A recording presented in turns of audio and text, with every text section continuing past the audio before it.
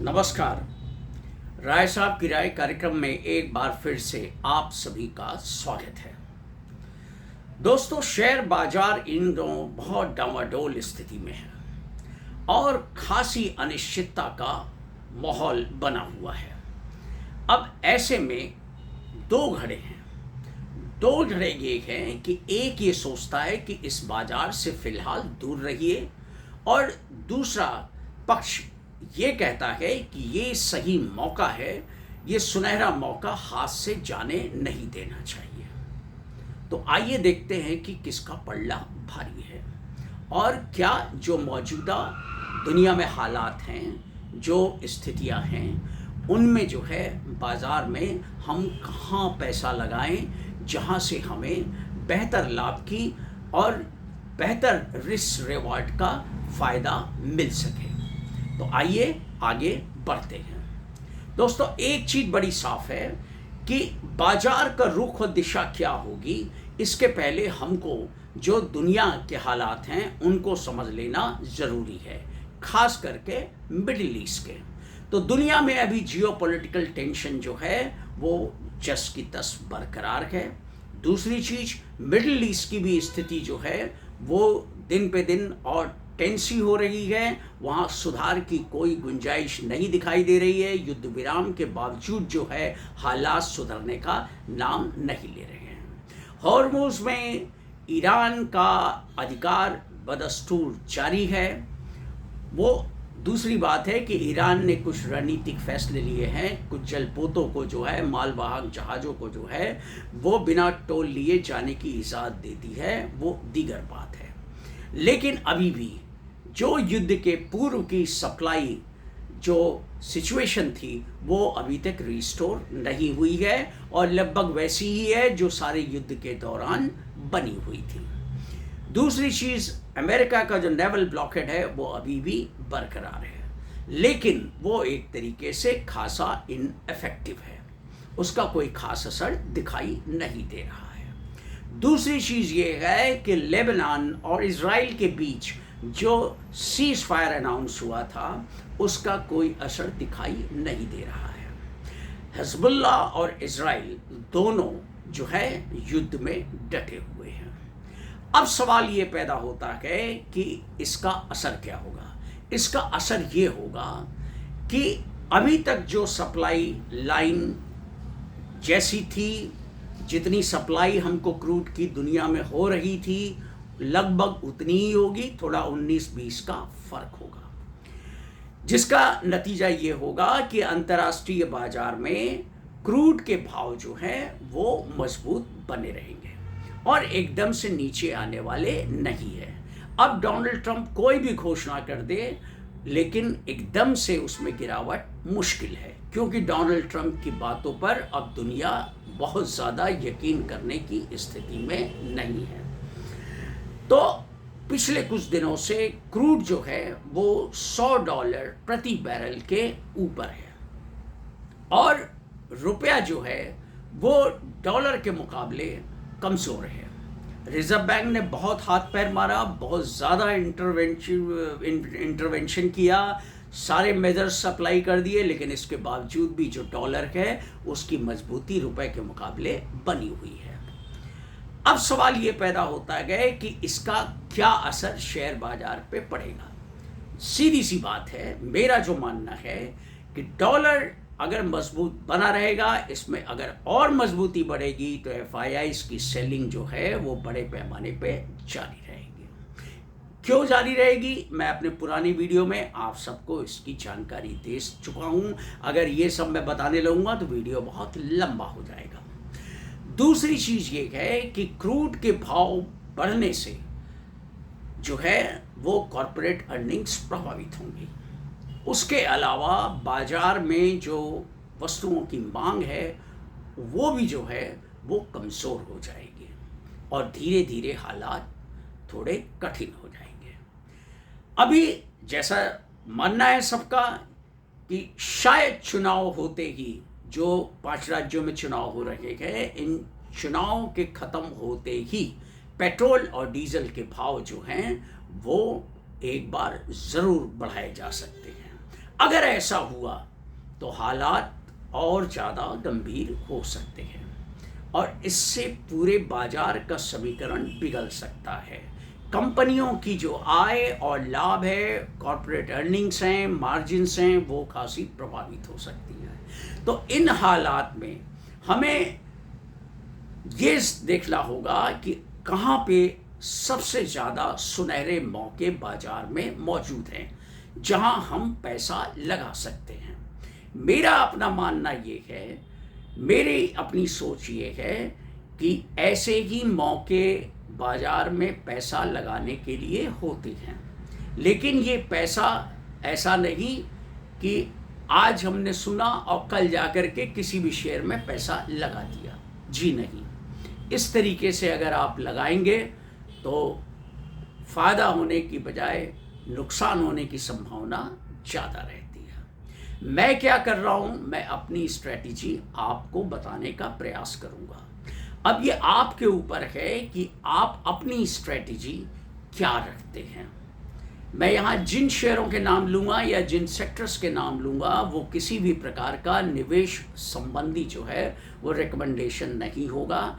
जो भी हो, आप अपने वित्तीय सलाहकार से आप परामर्श लेने के बाद कोई फैसला लें और ये आपका विवेक होगा। ये वीडियो केवल एकेडमिक और एक जानकारी के लिए दिया जा रहा है ताकि जो आपको एक नए विचार मिल सके और आप उन पे जो है अपने जो है वो दूसरे से सलाह ले सकते हैं या वित्तीय सलाहकार से संपर्क कर सकते हैं और इस दिशा में उनसे जो कुछ भी है वो चर्चा करके कोई निर्णय ले सकते हैं।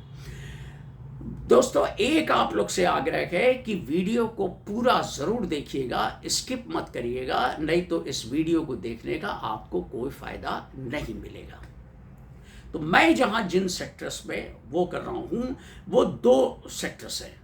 एक तो ये कि उन सेक्टर्स में आज जब भी डिप मिले, जब भी जो है भाव थोड़ा नीचे आए, हालांकि इन सेक्टर्स में भाव बहुत ज़्यादा नीचे आते नहीं हैं, लेकिन अगर आते हैं तो वहाँ पे थोड़ा थोड़ा करके निवेश करना मैं समझता हूँ कि मुनासिब होगा और मैं वैसा ही कर रहा हूँ। मैं आपको नहीं कह रहा कि आप ही भी ऐसा ही कीजिए, मैंने केवल आपको बताया एक जनरल परसेप्शन के तौर पे कि मैं ऐसा सोच रहा हूँ और कर रहा हूँ।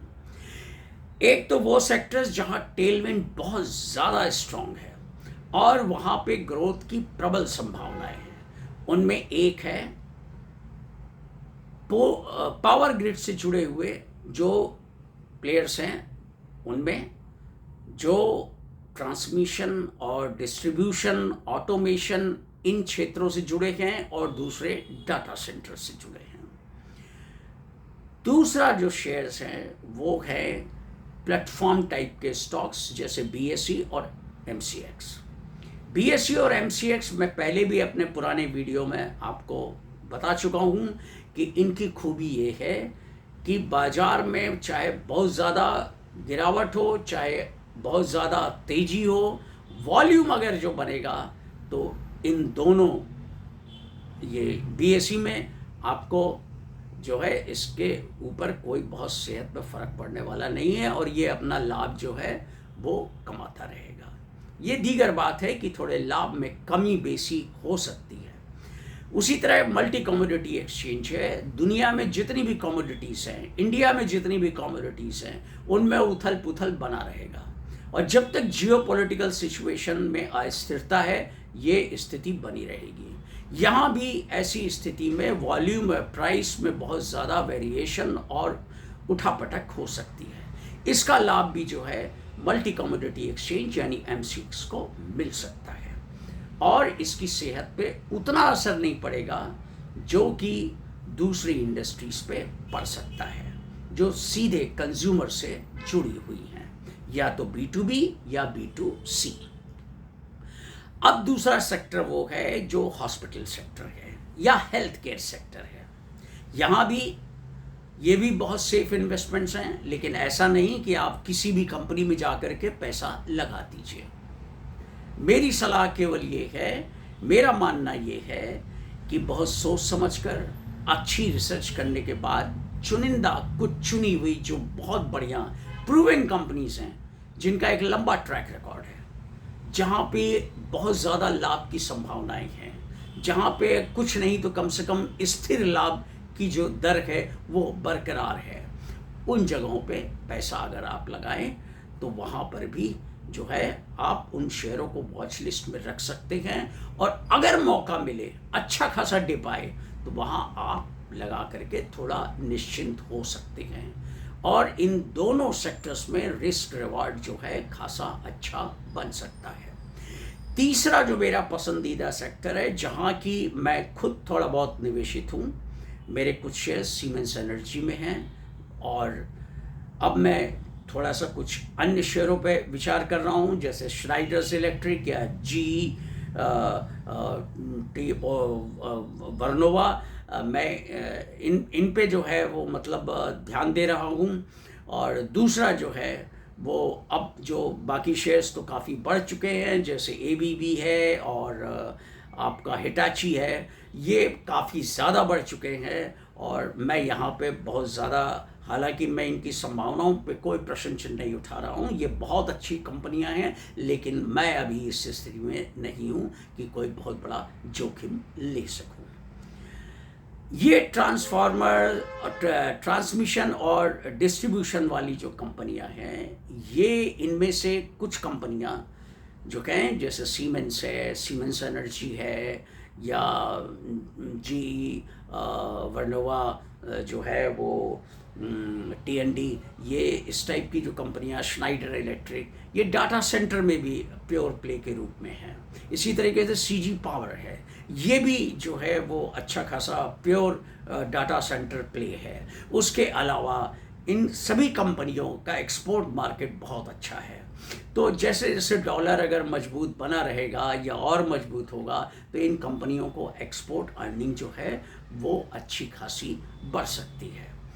दूसरी चीज़ ये है कि इन कंपनियों की सबसे बड़ी खूबी क्या है कि इनकी जो पेरेंट कंपनीज हैं, वो मल्टीनेशनल कंपनीज, इतनी बड़ी बड़ी मल्टीनेशनल कंपनीज हैं, इनका एनुअल R&D एक्सपेंडिचर इतना ज़्यादा है कि इनके पास हमेशा जो है वो कटिंग एज टेक्नोलॉजी मौजूद रहती है, जिसका वो पूरा फ़ायदा उठाते हैं।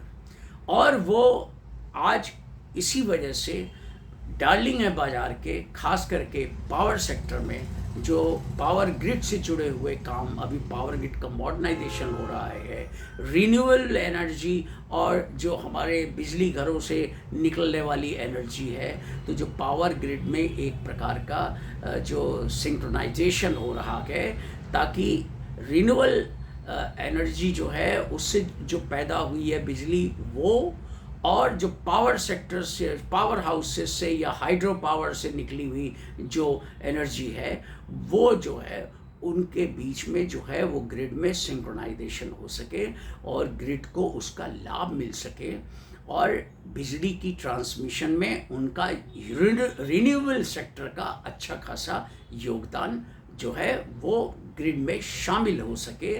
तो इनके लिए ये सारा प्रयास चल रहा है, और बड़े पैमाने पे पावर ग्रिड का जो है वो मॉडर्नाइजेशन और सिंक्रोनाइजेशन हो रहा है। तो ऐसी स्थिति में ये अभी 2-4 साल चलने वाला काम है। इसके अलावा पूरे अंतर्राष्ट्रीय बाजार में, अभी मिडिल ईस्ट में भी, अभी जब नए सिरे से रिकंस्ट्रक्शन होगा, नए सिरे से वहाँ पे पुनर्निर्माण होगा, तो इन कंपनियों के प्रोडक्ट्स की और सर्विसेज की अच्छी खासी मांग रहेगी। दूसरा क्या है, इन कंपनियों की सबसे बड़ी खूबी क्या है कि ये जो कुछ भी प्रोडक्ट सप्लाई करते हैं या जो कुछ भी इंस्टॉलेशंस करते हैं, तो इंस्टॉलेशंस के बाद ये अपनी सर्विस देने के लिए भी long term after sale service का लॉन्ग टर्म कॉन्ट्रैक्ट रखते हैं।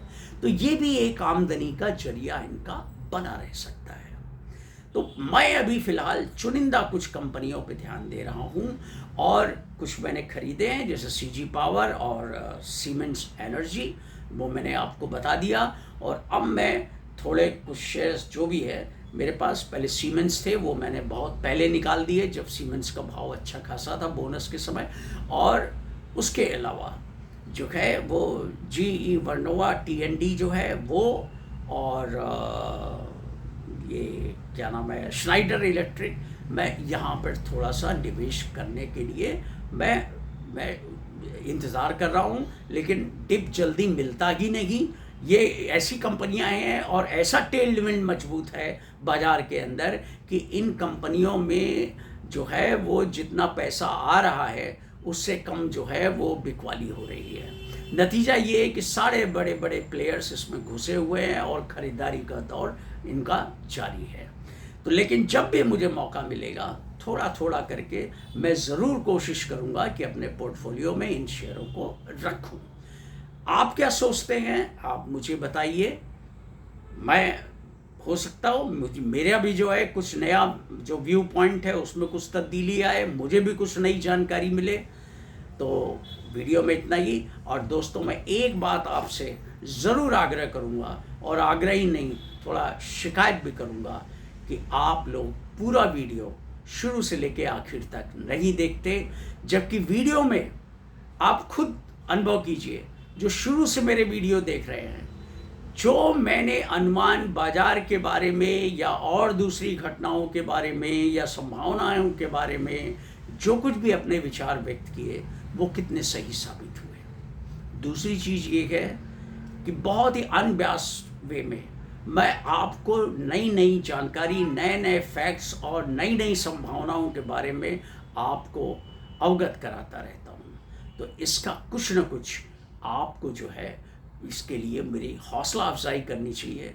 वीडियो को सब्सक्राइब करिए, ज़्यादा से ज़्यादा लोगों को मोटिवेट कीजिए, शेयर कीजिए, लाइक कीजिए और कमेंट ज़रूर कीजिए कि मैं कहाँ चूक कर रहा हूँ, कहाँ और सुधार की गुंजाइश है। क्योंकि मैं सारे वीडियो रॉ बनाता हूँ, मेरे पास ना कोई एडिटिंग की सुविधा है, न मेरे पास किसी प्रकार की कोई जो है वो लंबी चौड़ी व्यवस्था है। मैं सीधे वीडियो बनाता हूँ, जो मेरे दिमाग में बैठा हुआ है उतना आपके सामने जो है मैं ला देता हूँ, और उसके बाद जो है उम्मीद आपसे करना मेरा लाजमी चीज़ है कि आप लोग इसको ट्रू वैल्यू फॉर टाइम आप देंगे। तो आज की वीडियो में इतना ही। आने वाली वीडियो तक मुझे इजाज़त दीजिए। नमस्कार।